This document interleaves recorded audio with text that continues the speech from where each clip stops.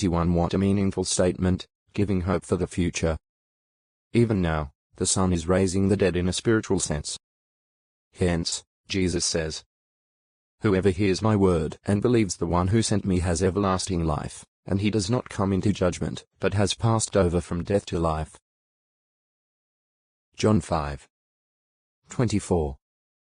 There is no record that Jesus has as yet raised anyone who was actually dead back to life, but he tells his accusers that such literal resurrections will occur. "The hour is coming," he says, "in which all those in the memorial tombs will hear his voice and come out." John 5:28-29. As extraordinary as Jesus' role is, he makes it clear that he is subordinate to God, stating, "I cannot do a single thing of my own initiative. I seek, not my own will, but the will of him who sent me." John 5:30. However, Jesus describes his own vital role in God's purpose, which he has not up to this time done in such a public way. But those accusing Jesus have more than his witness about these things.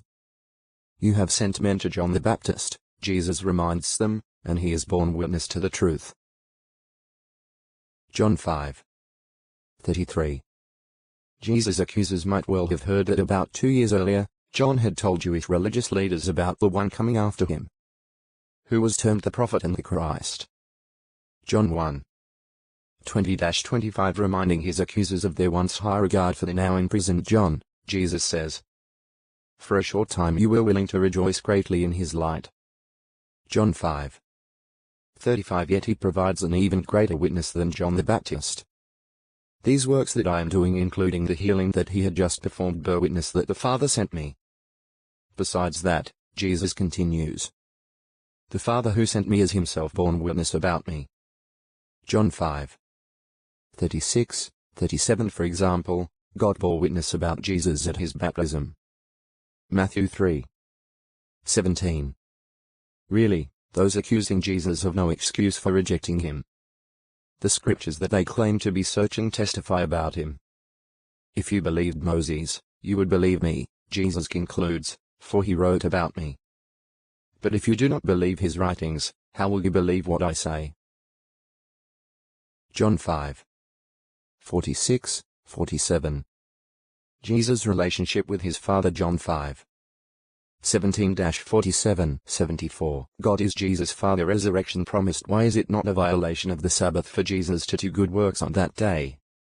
How does Jesus describe his vital role in God's purpose? What witnesses provide proof that Jesus is God's Son? 30:75. Jesus and his disciples now travel northward toward Galilee. It is springtime, and in the fields there is grain on the stalks. Being hungry, the disciples pluck some heads of grain and eat. But the day is a Sabbath, and the Pharisees observe what they are doing. Recall that recently certain Jews in Jerusalem wanted to kill Jesus, accusing him of violating the Sabbath. Now the Pharisees bring an accusation based on the disciples' actions. "Look, your disciples are doing what is not lawful to do on the Sabbath." Matthew 12:2. The Pharisees claim that picking grain and rubbing it in the hands to it is harvesting and threshing.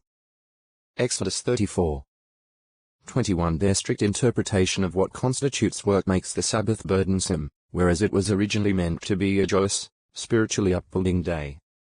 Jesus counters their wrong view with examples to show that Jehovah God never meant for his Sabbath law to be applied that way. One example Jesus gives is that of David and his men. When they were hungry, they stopped at the tabernacle and ate the loaves of presentation. Those loaves, which has already been removed from before Jehovah and replaced by fresh ones, were ordinarily reserved for the priests to eat. Yet, under the circumstances, David and his men were not condemned for eating them. Leviticus 24:5-9. 1 Samuel 21:1-6.